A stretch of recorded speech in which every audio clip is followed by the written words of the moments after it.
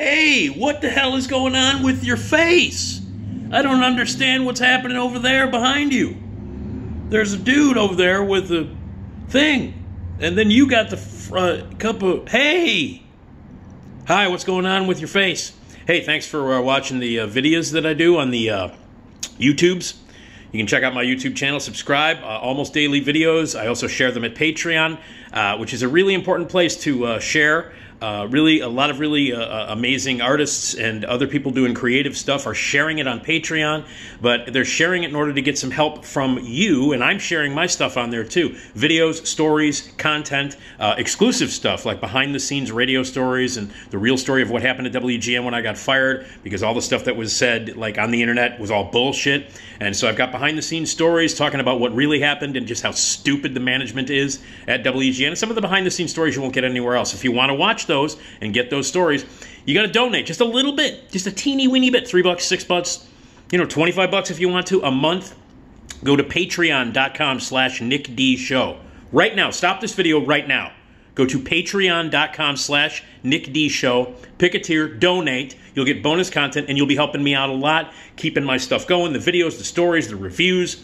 Helps out. It's a separate thing, but it helps me to do my side projects, which include my great podcast that you have to check out. But stop this video after you write this down. Patreon.com/NickDShow. Go there now.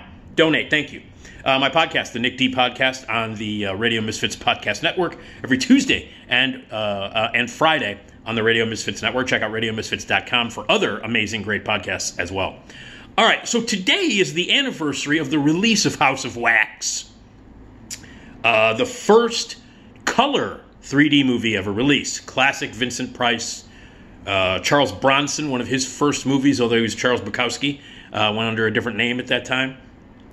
Classic horror movie, which has, one of the most popular Vincent Price titles of all time.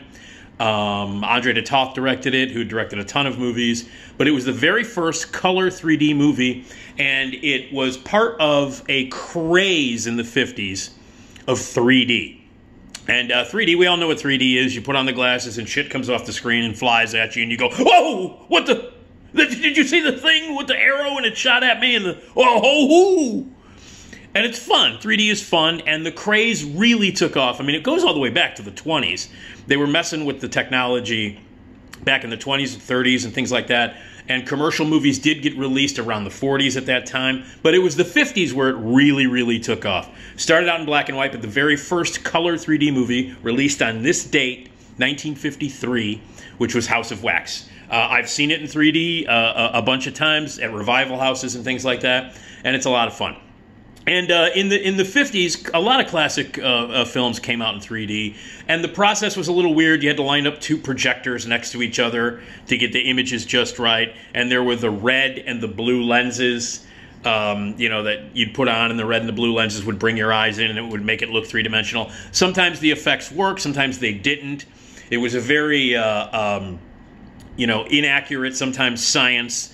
It depended on your theater. Sometimes it depended on your projectionist, which was always, a gamble at that point. And so it was a lot of fun. When it worked, it was cool, and it was a fun gimmick, and it never really got beyond gimmick. It was a fun gimmick. And there were a lot of gimmicks at a certain time in films, especially like in the 50s and 60s. A guy named William Castle, who we all know about. William Castle was the king of the gimmicks. He wanted to do more to bring people into the theaters. Most of his movies were really stupid. Many of them starred Vincent Price. They were low-budget horror movies that had been remade again. 13 Ghosts, House on Haunted Hill. A lot of the stuff that William Castle is responsible for, which are fun movies from the 50s and the 60s and into the 70s. He always felt that he wanted to give the audience a little bit more. He was a showman. Walked around he was a big guy with a big cigar. He was a natural showman, you know what I mean? He was like the Ringling Brothers and Barnum, but the circus came to town whenever a William Castle movie was released. He had like a smell-o-vision, Emergo, all these things where he would like wire up the seats. He did a movie called The Tingler with Vincent Price, where some of the seats were wired so that you would get electric shock, because the movie was about a monster that would live inside your spine. And so in order to make that feel real, you would be attacked by the Tingler. He would wire up the seats with electricity to shock the audience. He did 3D. He did a smellorama where they would pipe in smells through the vents of the movie theater in order to get people to feel like they were in the movie. And, oh, I can smell apple cobbler. They would pipe in a smell of apple cobbler into the theater. And he did, I mean, he would have road shows where he would go. He would hire hot women to dress up like nurses, and you would have to sign like a life insurance form before you went into the theater. He would have electric chairs set up in the lobby. He would do a full show, like it would be a show. He would wire the seats. He would have like ghosts and skeletons come out on wires and fly through the, that was Emergo, fly through the audience, a ghost would fly. He would also stop the movie that he would make. He'd come out and say, now, how would you like this movie to end? Mr. Sardonicus is another one where like you could decide the fate of characters on the screen, like how should this end? Should the bad guy win? Who should be the killer? All that stuff, even though none of what you would vote on, you would have a card, you would vote, none of it would even matter because obviously he had filmed, an ending that was already predetermined. They're not going to change it for you. But he would accompany it, have live shows and all kinds of stuff. He made it fun and an event. So in addition to 3D and Smellorama and Emergo and all these other ones, there were other gimmicks that happened throughout the years, including Sensurround. Sensurround was a gimmick that only could happen in the 70s. Sensurround, perhaps the most ridiculous gimmick of all time. Sensurround was in the 70s, early 70s it started. Basically what they did was they would put giant bass speakers in the back. I mean, I'm talking like 20 feet high, giant bass speakers throughout the theater, mostly in the back of the auditorium. And when something crazy loud, when something happened, the first movie that was in Sensurround was Earthquake, and it was one of the millions of terrible 70s disaster movies that came out in the 70s, of course, with Charlton Heston. He was in about 80% of them. And anytime an earthquake happened, the movie was called Earthquake, so there were lots of earthquakes and lots of tremors and lots of earthquakes and aftershocks and shit that would happen. The Sensurround would kick in, which means that the bass giant speakers would kick in, and the bass would be so loud that it would shake the entire theater. Like louder than hell. You couldn't hear anything. It was nothing but really loud. Everything would shake. The theater would shake, and it would simulate the fact that you were in an earthquake. So that was Sensurround in the 70s. Midway was in Sensurround. Every time there was a war scene or an attack scene in a plane, the Sensurround would kick in, the theater would shake, and the bass would go nuts. Battlestar Galactica, when that movie was re-released in theaters, they put it in Sensurround. Roller Coaster, which is this ridiculous movie with the great George Segal about an agent who is trying to stop a guy who bombs roller coasters at amusement parks. So every time there's a roller coaster scene, the Sensurround would kick in, and the whole theater would shout. By the way, if you've not seen Roller Coaster, but you're suddenly a big fan of Sparks, the band, now suddenly everybody is suddenly a fan of Sparks now. I was a fan of those guys in the 70s. Now everybody loves them. Thank you, Edgar Wright, for turning people on to Sparks. But now everybody seems to be an expert on Sparks. Anyway, if you've not seen the movie Roller Coaster, Sparks was in that. They make an appearance in that. That was the big draw, was to put Sparks, the weirdo brothers, who had about 7 fans, and they're in the movie Roller Coaster. So anyway, so that was in Sensurround. And then Sensurround, finally they were like, we can't do Sensurround anymore because these were theaters in the 70s. And in the 70s, nobody gave a shit about the theaters. All the beautiful old theaters in the downtown, the Loop, they were all grindhouses at that point. They used to be beautiful movie palaces and auditoriums, and in the 70s they were rat-infested shitholes that were falling apart. So put some speakers in the back of those theaters, put up the bass and shake it, and plaster was falling down in theaters nationwide. Theaters were falling apart, everything was shaking, and then that when Sensurround happened, the big turning point was that multiplexes started to happen. So instead of one big theater, obviously they started to do the multiplexes near shopping malls, or like 1, 2, 3, 4, 5 screens in one complex. Well, I remember going to see. I saw Earthquake at the Ford City on the south side of Chicago, and that was a multiplex. At that time, I think there were only 2 theaters, because that's how it started. Ooh, there's 2 theaters. Now you go and there's 20, there's 20 screens in every place you go to. But it used to be a thing, like in the 70s. Oh my God, there's more than 1 screen here? There's 2? Oh my God, 3? When the Norwich expanded to 4 theaters, people almost had heart attacks. 4 theaters in 1 parking lot? How the hell is that possible? So anyway, when multiplexes started to pop up, people would go see one movie, and a Sensurround movie would be playing in the theater next door. And the movie that you were like, let's say you were going to see, I remember people complaining about, I can't remember what the movie was, but they were complaining about a movie that they couldn't hear Because if you're there to see some sort of domestic drama, let's say you're seeing Kramer versus Kramer, and I'm just pulling it out of a hat. You want to enjoy Kramer versus Kramer, but there's a next door in theater number 1, there's a Sensurround movie playing. So you're enjoying Kramer versus Kramer, a nice, quiet domestic drama, and suddenly, as soon as Dustin Hoffman tries to make French toast, he cracks the egg, and the whole theater starts going.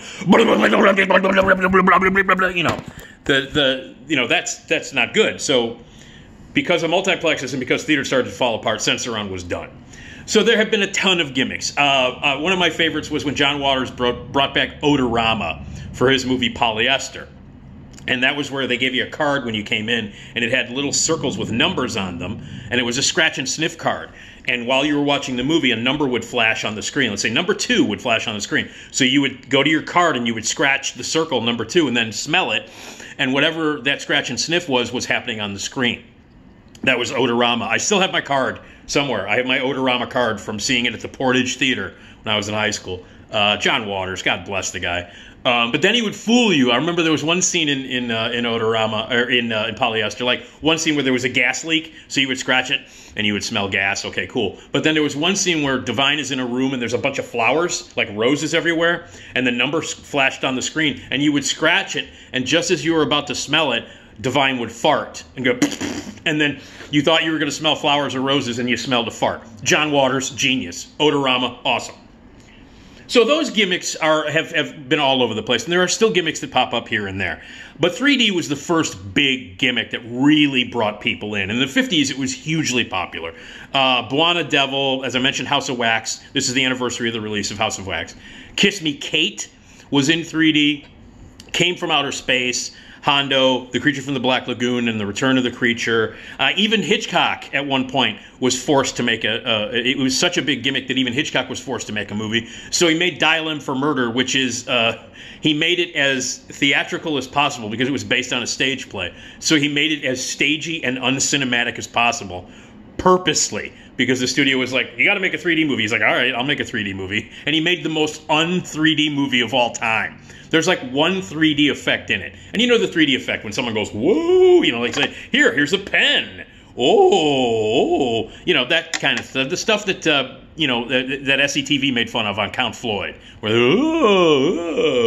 but in the 50s, that was the deal. It was like it was there. You had to have an arrow shot at you. There had to be a stick that was going to be pointed at you. Everything had to be like this. The Three Stooges did a couple of shorts during the Shemp era. Where everything was like thrown at you. And so I remember seeing a bunch of 3D movies like in the 70s at revival houses. I saw some of the Davis and the Commodore. I saw The Mad Magician, another Vincent Price movie with the shorts, with the Three Stooges shorts in there. There were 3D cartoons and all kinds of stuff. And again, very popular. It was even popular in the 70s. Andy Warhol, Paul Morrissey made the Andy Warhol movies. Andy Warhol's Frankenstein was in 3D, and then pornos were in 3D. Pornos, you'd actually go to a porno movie and they would give you 3D glasses, like you'd want to touch those. Like you want to touch those 3D glasses. But there was like stewardesses. There was a stewardess movie in 3D. There was another one. They had pornos in 3D. Can you imagine going to the Admiral Theater? You got your raincoat and all that shit. You walk in and they go, here, man, don't forget your glasses. Oh, yeah. I have to prepare myself to jerk off by putting on glasses. So even pornos were 3D. And so it was dead for a while. Like in the 60s, in the 70s, it popped up here and there as a gimmick, here and there. But in the 80s, in the early 80s, there was a huge revival of 3D. I'm not sure why, but suddenly, from 1982 to about 85, 81 to about 85-ish, there were a ton of 3D movies that came out, and they made money. And I'm not talking about like little low-budget movies. I'm talking about major studios were releasing 3D movies. I guess the technology at that point had improved, and it did. You didn't need two projectors anymore. The glasses were updated. They weren't red and green and blue anymore, or red and green anymore. So they perfected the technology, which they didn't. And so in the early 80s, there were a ton of 3D movies that came out. There was like, obviously Friday the 13th Part 3 is one of the most notorious Friday the 13th movies. Friday the 13th Part 3 in 3D. They took advantage of that gimmick. And some of the kills, there were spears in your face. The best one was a guy's head. Jason squeezing a guy's head and his eye pops out and the eye flies at the screen. you know, I mean, the Friday the 13th movies are shit in general. They're all shit. They're not. None of them are good. They're not good. People, oh, they're the best. Jason, fuck Jason. Those movies blow. They started out as Halloween ripoffs, and they never got better, and they just got worse. Some of them there are fun things and quality kills. There's great makeup effects in them, but all the movies are stupid. They're all terrible. But Friday the 13th Part 3 is fun because it was in 3D and eyeballs came flying at you. Then there was Jaws 3D with Dennis Quaid. There was that. Jaws 3D. There was Amityville 3D. Because, you know, haunted house movies, we really need to see those in 3D. Jaws 3D, by the way, I mean, and the 3D effects were minimal or terrible at best. There was Metal Storm, The Destruction of Jared Sin, which was just this really stupid, low-budget Charles Band, the guy who's still making terrible, hilarious movies.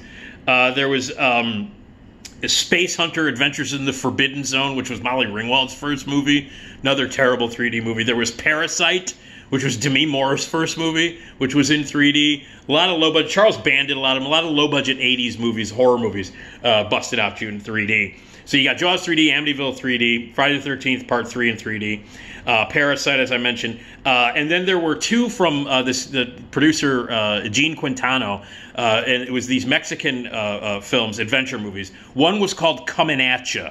Tony Anthony was the star of this, and it was sort of a Spanish/American production, and it was a pseudo-Western with, like, rape and shit in it, and it was in 3D, and it made a lot of money because it came out right during the peak of that 80s revival of 3D. So, Comin' At Ya.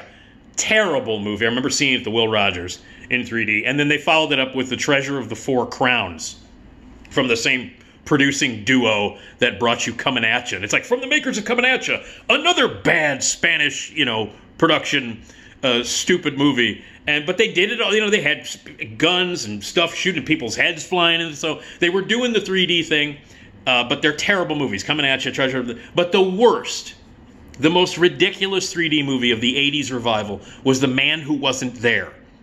The Man Who Wasn't There was a wacky comedy starring Steve Guttenberg. So right there's your warning signs right there. Wacky comedy, 3D, Steve Guttenberg. But it's from the director of the hilarious movie Nighthawks. Oh, yeah. You got your comedy chops right there. Sylvester Stallone's Nighthawks. A movie that I used to love when I was 16, but now, years later, I realize is a flaming piece of shit, except for Rutger Hauer. But yeah, that guy, the director who directed the hilarious Nighthawks, did this. The Man Who Wasn't There. It was an Invisible movie. It was an Invisible Man parody. And I remember seeing it at, I can't remember, I saw it at one of the grindhouses downtown. I think it was the United Artists is where I saw it. I can't remember. But The Man Who Wasn't There. And that was kind of the nadir of that. It was like, okay, we got to stop. So they finally stopped. In the mid-'80s, it was like, okay, this gimmick, fuck it. Then it came back in the 2000s with a vengeance. The technology, obviously, because of Disney and theme parks, and they're all immersive theme park rides. Your Captain EO and that stupid Michael Jackson bullshit. But at theme parks, we're really working on that technology, where you could go in, you can put the glasses on, and it feels like you're in another room, and then you're on a ride and all that, and Captain EO. And so they took that technology and they moved it into movie theaters, and then 3D came back in the early mid-ish 2000s with a vengeance, and Avatar was the big one, and Avatar was in 3D, and then now to this day you have the option of seeing a movie in 3D. I mean that's an option now. Like you could see it in IMAX, you can see it in 3D. And none of it really matters. Like if you have the option of choosing 3D or not choosing 3D, and if you choose 3D, you're going to pay $3-4 extra. Save the $3 or $4 because it's horse shit. You don't need to see it in 3D. There have been a few movies that have used the 3D technology of these days, of the aughts and the tens and the nows and the 20s, that are worth it. Like Hugo. The Martin Scorsese movie is beautiful in 3D.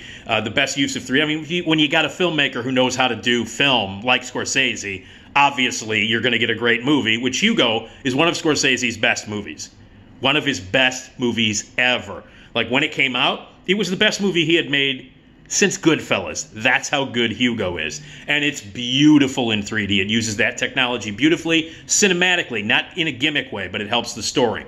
Avatar was not a movie. It's not a movie. Crapatar, as I've said before, Avatar is the only movie that has actually been written by drunk monkeys. Not even sober monkeys. Drunk monkeys. That's how fucking stupid that movie is, how bad the screenplay is. The 3D effects they spent, obviously James Cameron, he's got any amount of money at his disposal, so he spends millions and millions and millions and millions and millions and millions of dollars on the movie.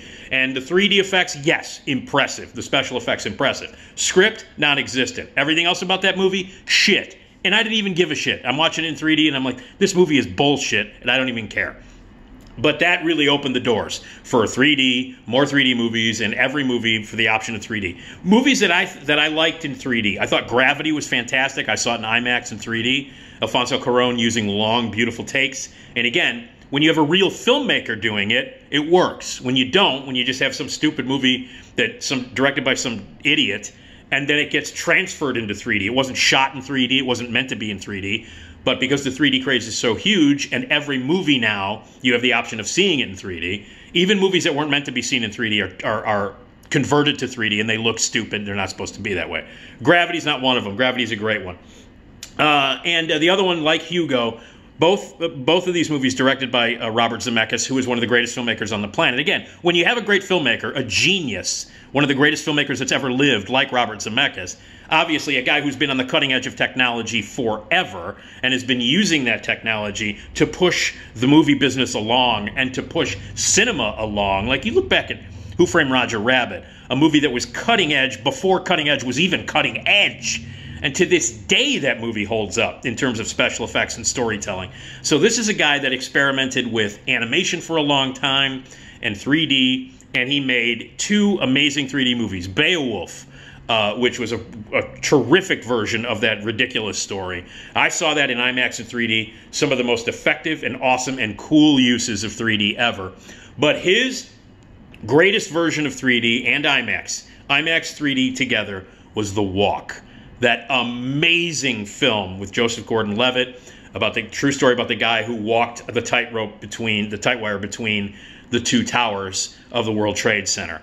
To see that movie in IMAX and 3D was astonishing. And again, Robert Zemeckis celebrating everything that is cinema. Robert Zemeckis, one of the greatest filmmakers that's ever lived, who's never made a movie that has been bad, who has barely made a movie that is not great. Like, every one of his movies are 4 stars or even better. The guy's responsible for about 7 masterpieces.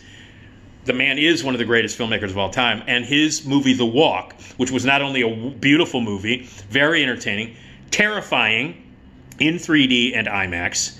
It felt like you were on top of those buildings. It was terrifying. And the use of that was not only great for the gimmick to make you feel like you're on, you're in 3D, you're up there, you're in IMAX, it's terrifying, it's huge. But also cinematically, it made statements, and that movie is about making movies. I'll get into that some other time. People didn't understand The Walk when it came out, and they still don't. It's one of the best movies about the process of making movies ever made. That's what that movie is about. That's what that movie is about. It's an analogy about making movies. It's a parable, symbolically, about what it is to create, make, and distribute movies. It is about the movie-making process. That's what The Walk is about. It's not about a guy walking back and forth between 2 towers. It's about movies and the making of movies. And it's fucking brilliant. But yeah, as far as 3D goes, 3D, IMAX, The Walk. Now, as far as I'm concerned, the more modern 2000-ish 3D movies, I like the ones that are shitty and that just embrace the 3D and go nuts. My 2 favorite 3D movies, besides like Hugo and the real movies that are actually using it to make cinema, but my unapologetic 3D ridiculousness, My Bloody Valentine in 3D and Piranha 3D. For me, best 3D movies ever of that 2000s, 2005, 2010s era. Piranha 3D, My Bloody Valentine 3D. Quality kills, ridiculous. Piranha 3D especially. There's a 20-minute sequence in the middle of Piranha 3D that is nothing but mayhem and violence and blood and guts and gore and tits. And it's awesome. It's everything that you would want from a stupid 3D movie. So, embrace the gimmick. That's what they were doing. So, My Bloody Valentine in 3D and Piranha in 3D. The only ones that I really back entirely. They re-released Mad Max Fury Road in 3D a few months after it came out, and I backed that because originally George Miller wanted to shoot it in 3D, and there were sequences where they actually did use 3D cameras. And any possible way to see George Miller's Mad Max Fury Road is good. Whether it's on your TV or whether it's in the theater, whether it's in black and white because they released a black and chrome version, which is in black and white, whether it's in 3D or any of that kind of shit. It's fun. Now, a lot of the big releases get released in 3D. I saw Dune 5 times in the theater, saw it on IMAX, regular theater, I saw it in 3D, and then I saw it in 4DX. And 4DX is the most ridiculous thing ever. If you've ever gone to a 4DX, 4DX is like going, I mentioned earlier, it's like going on an amusement park ride. It's like going in a theme park ride. You put on your 3D glasses, and then the seat that you're in, this giant, big seat that you're in, lifts up and shakes and jars you. You know, it's don't eat beforehand. You're going to vomit all over the place. So the seat goes up and backwards and to the side and tilts and blah, blah, blah, and it shakes. And the sound is super loud, and the sound vibrations are actually, there's a speaker in the back of the seat right by your head, so when anything loud happens, brrr, your ears explode. The camera, the seat shakes. You're kind of like, oh. So your entire body is being assaulted if you go see a movie in 4DX. You're in like an amusement, like a theme park ride chair, big leather-bound chair. And not only that, but they shoot water at you, or mist, and it gets heat, and the smells get shot into the theater, and strobe lights go off in the theater. Like if there's an explosion, strobe lights, fly all over the place. So basically, when you go, I saw Dune in this 4DX, and it was ridiculous. Basically, when you go see this 4DX nonsense, you're going on a theme park ride. You're paying about $7 extra to do so. Has nothing to do with cinema. Has nothing to do with the movie you're seeing. Like, it's loud. The thing shakes. You're shaking, you're going up and down and backwards and forwards violently, loud noises scrambling your ears, water being shot in your face. When I walked out of Dune, I thought there was going to be I felt like there was 6 pounds of sand up my ass when I walked out of Dune. So that's the next level, 4DX. It's in 3D, but then it feels like it's supposed to be immersive, but it's really just a pain in the ass. But if you want to feel like you're on a theme park ride, there you go. Go to 4DX. So that's where it's gone. And 4DX theaters are everywhere. There's one at the City North Theater. That's one that I go to all the time. I had a friend who went to go see The Batman, the latest Batman movie, which is 3 hours long. He saw it in 4DX right after he had a huge dinner of barbecue and brisket across the street at this barbecue place, and a bunch of beer. Like, he drank a bunch of beer and he ate a bunch of